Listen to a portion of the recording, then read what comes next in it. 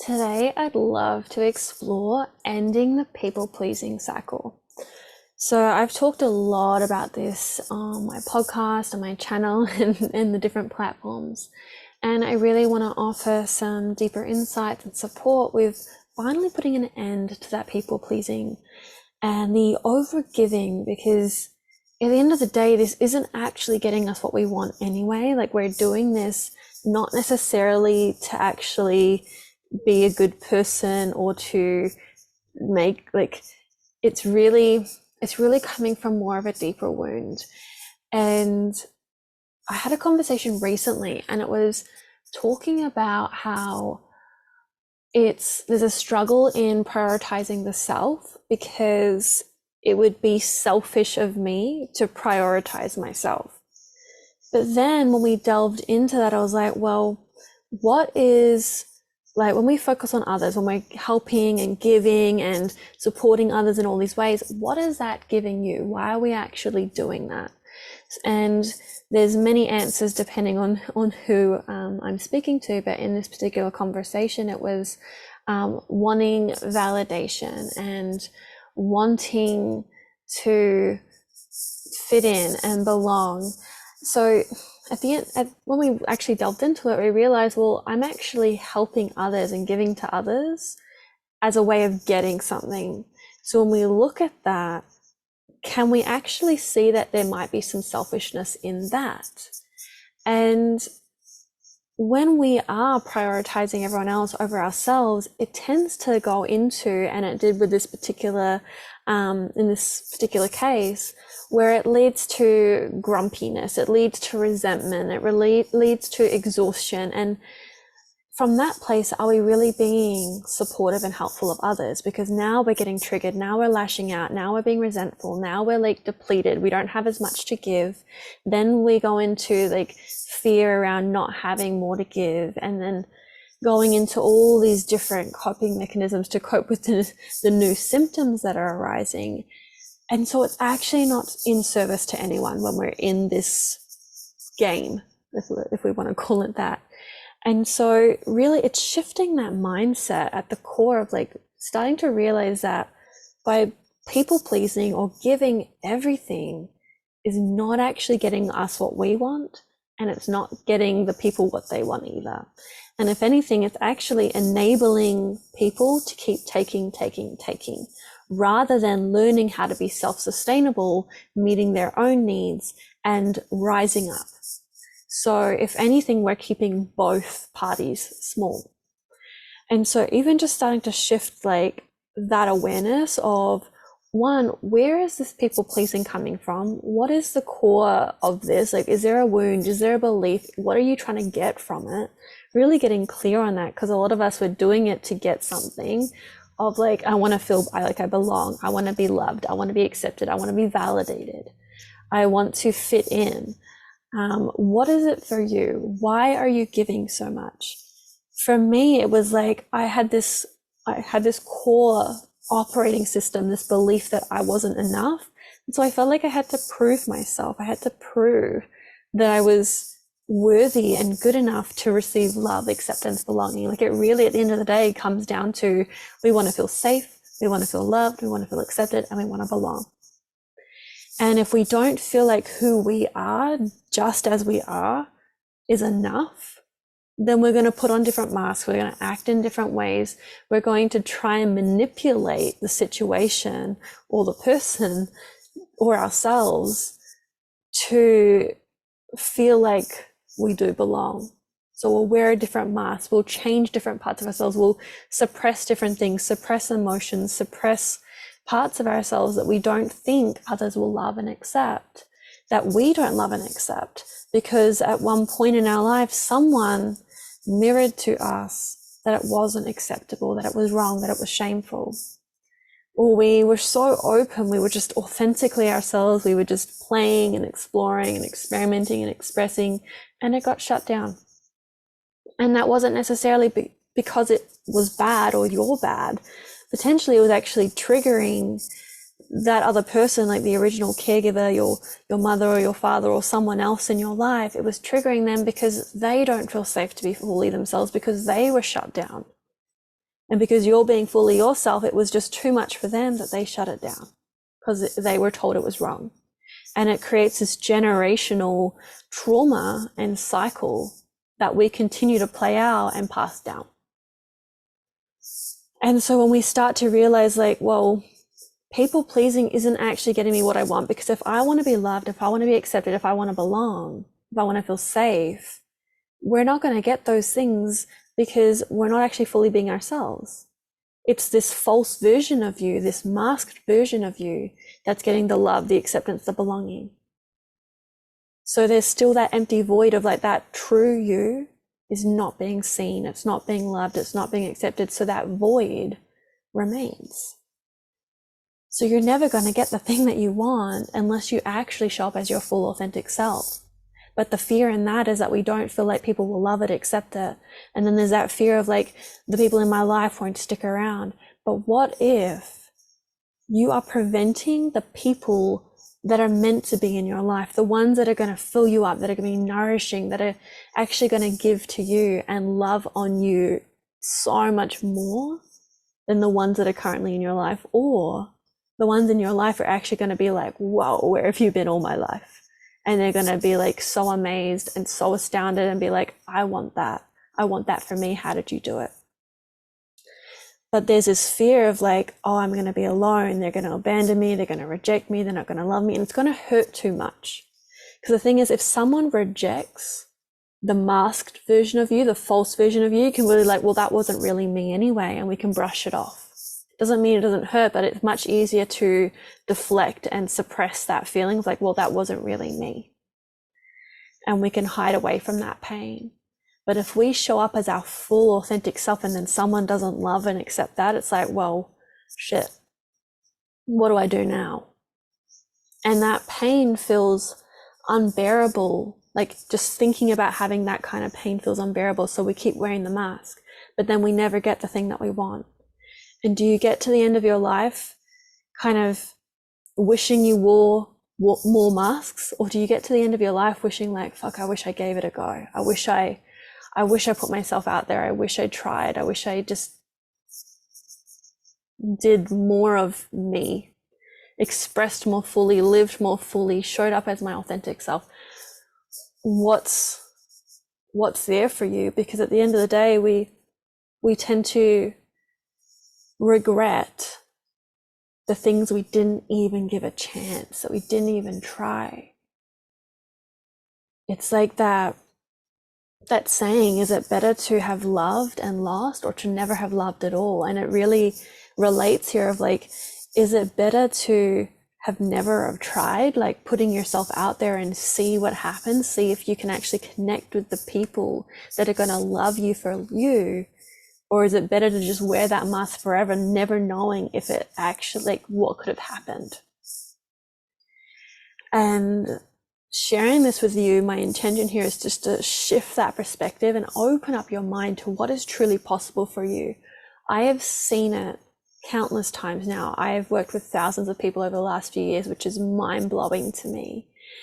And if I hadn't taken that risk and put myself out there, I've shared many times, like I have a video from about like just under maybe about 4 years ago when I couldn't record a video of myself. I wanted to put myself out there. I wanted to do what I'm doing today, but I was so terrified to put a video out there and be like, what are people going to think? I couldn't even look into the camera. And I have that video, my partner took it of us. And if I hadn't taken the steps to put myself out there, I wouldn't be here today. And what a loss that would be, not just for myself, but all of those who I've supported now over the last few years. And what is awaiting you on the other side of this when we finally end the prioritizing everyone else and hiding ourselves away? What is available to you on the other side of this when you finally release these people-pleasing tendencies and come home, prioritize you? Recently, I had this saying come through me, and it was, you are the one you are doing life with. So why are you prioritizing everyone else over yourself? You are the one you are doing life with. Others may come and go, but you are forever. You are the one. And so we must honor that relationship with ourselves first and foremost. You are the priority. And when you prioritize yourself, you'll actually find that you will still give, you will still support others, but from a place of overflow, of abundance, of I am nourished by giving, and I am also able to open up to receive. Because often when we're in the people pleasing, giving, we shut ourselves off from receiving because we don't feel worthy of it. It feels too vulnerable because we have to be open to receive. We have to trust. It can open us up to disappointment if we don't receive. Often we're like, I give to you, now you give back to me. But what if I give to you, they give to someone else, they give to someone else, and someone else gives to you? What if it goes around that way? What goes around comes around, but not always in the way that you expect it. So when you give to you, when you get that energy flowing and flowing in through you, and we pass it, like we share it in through you, we share it in through you, we share it. We create this beautiful flow that will continue to nourish and energize us. But if you don't prioritize you and you just keep giving to everyone else, you get depleted, burnt out, exhausted, resentful, angry, irritated, anxious, stressed. It just doesn't, it's not sustainable. And so I want to invite you to take some moments for this to land for you, to feel into this, if this is making sense. And if it is, make that commitment to yourself now and set the intention. Setting an intention is like putting energy in motion. It's like, it's projecting out this vision for yourself, and it will guide you on a really, really powerful journey. So I invite you now to set the intention to end this people-pleasing cycle. And open up to guidance with this, because once you set that intention, things will come your way to test you, for you to learn, for you to grow, for you, giving you opportunities to actually end this cycle. So you might find a situation arises where you have the opportunity to say, say no. Sorry, I can't give that to you today. Sorry, I can't do this thing for you. Or you know what? I don't have the space for that. Actually practicing our no's, and this can be one of the most confronting things. Something I really recommend is actually practicing your no's in the mirror, even practicing your no's to yourself. What are the things that we're not even asked to do? We actually just expect ourselves to do them. And so we're like doing these things and getting angry at someone else for accepting them, but they didn't ask us to do the thing. They didn't ask us to, say, cook dinner or do the dishes or go out of our way to get them this thing. And we're like, oh, they didn't even appreciate that thing. They didn't even acknowledge me. They don't even do these things for me. It's like, well, did they ask you to do that thing? So maybe it's actually you that you got to set a boundary with and be like, you know what, I'm no longer going to do this thing because it leads to me getting resentful or angry or upset or whatever. And then the energy that we're giving from is actually not authentic energy of I'm giving from abundance. I'm giving because I care. I'm giving because I love you and I just want to give because it makes me feel good. We're giving with expectation. I give to you, now you do this thing, or you acknowledge me, you appreciate me, you validate me. You give back to me in this particular way. I see it all the time in relationships. I gave him everything. I gave him this. I gave him that. I wanted this. It's like, well, did you ask for that? Were you clear of, I'm going to show up for you in this way? I require you to show up for me in this way. No. Often we are expecting them to read our minds of like, well, I gave him this. He knows that this annoys me, so he should just do that thing.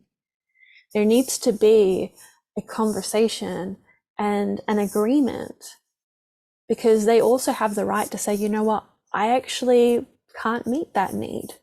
And if they can't meet that need, can you meet that need some other way? Is there someone else that can support you in your life? We tend to think this particular person has to meet all these needs.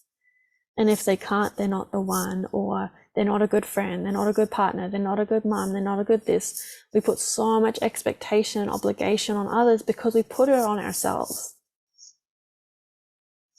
And so maybe the boundary starts with you. Where are you going to pull back? Where are you going to say no?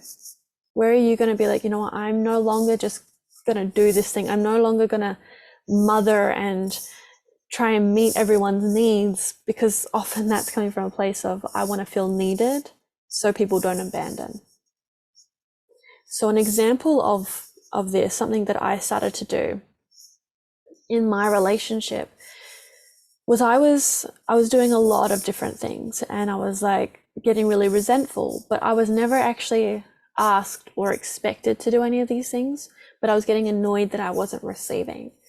And what I tended to do a lot of is I would cook all the time. If I was making myself breakfast, I would ask anyone else around me if they wanted breakfast. I would cook my partner breakfast, and then I'd find I was doing it for lunch, and I was doing it for dinner, and then it was like every day, and I was like, oh, it'd be really nice if someone cooked me breakfast or asked if I wanted a coffee, and then I was getting really resentful and grumpy about it. So I had to make the decision to actually stop cooking for everyone else, just from that place of like, I feel expected to do it, I feel obligated to do it. And then I was like, you know what? Yeah, it might be fairly easy for me to just throw a couple more eggs on, or to make an extra cacao when I'm making one. But if it's going to lead to resentment, it's not worth it. It's not coming from the right place. And so I had to make that decision and set that boundary with myself. The next part of this was my partner would like come and eat my food. Like if I hadn't made him food, he was eating mine. And so I had to set that boundary of like, don't eat my food.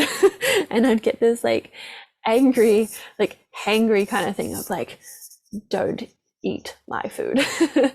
But it was just so powerful in just even starting with something that felt small and kind of silly at times of like, but it was the foundations of implementing boundaries, especially in a relationship where there hadn't been any.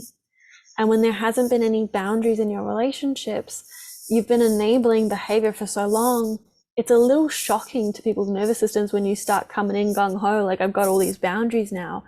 It is a process for people to kind of like, oh, I didn't realize that was a thing. It's been like this for so long. We do need to give that bit of grace and space for everyone to kind of like get on board, rather than like kind of come in gung-ho of like, I'm ready to take action and fight if anyone crosses this boundary. We're trying to like almost jumping from one end of the spectrum to the other, where there's no boundaries, people pleasing, giving, to don't touch this, don't do this, and trying to control everything. So I want to take that smooth process and bring some of that feminine flowing energy and spaciousness of like, okay, that boundary's been, I've set this new boundary, we've had the conversation, now it's been crossed, let me have that conversation again, like, hey, I set this boundary, it's not okay, gets crossed again, hey, we already had this conversation. And then it's like, it's going to get to the point where maybe if they keep getting crossed, it's like, all right, what's the next step to that? And that's a whole nother conversation. You can go look at some of my previous conversations on the podcast, on the channel, around boundary setting, that will really support you with this. But the main thing is really just opening your mind around the people-pleasing tendency. Where is it coming from? Why are we doing this? What are we trying to achieve? What are we trying to get out of it? And then really getting clear, it's like, by doing this, am I actually getting what I want? Because I'm doing it to get this. Am I actually getting that? If not, what am I experiencing from these people-pleasing tendencies? Write all the things down. How is this impacting my life? And then what is one thing you can do moving forth to support you in ending these people-pleasing tendencies? So maybe it's setting that boundary of just starting with something small. I'm no longer going to do this particular thing that causes me so much grief and pain and resentment. So what's one thing? Just start one thing at a time. And you may find that beneath all of this, like this is a starting point, but beneath all of this, there may be some stuff much, much deeper, some deep wounds, limiting beliefs, and even past relationships and emotional wounds that aren't resolved, inner children that are like, I have to give, I have to please in order to feel safe. So in my previous episode around integrating and healing the inner child, I talk about how to actually meet your inner child to support them in healing, so you can release these coping and protective mechanisms. So that could be a really good place to go next to support you with that if you haven't listened to that one already. But yeah, start with these few things, take some time to explore this, to let this land, do some journaling. And if you need further support, you know where I am, reach out. You can email me at info@moniquepramella.com, and it would be an honor to support you in delving into those deeper layers. We all need that support. Even I have my own support systems and mentors to help with my continuous journey. So reach out if you need. And a little reminder that the Sacred Art of Loving Yourself is open for enrollment currently, but only for a limited time. So that enrollment does end on the 10th of September, and it won't be reopening until the new year. I don't have dates at this stage, so if you are wanting to jump in, make sure you get enrolled now. There's some incredible bonuses that you're going to receive when you join us, and I've got a flexible payment plan as well for you. So go to the link below in the caption below this episode, and you'll find all the details. But if you have any trouble finding anything, just reach out. Sending you so much love, so much gratitude. Have a beautiful, beautiful day.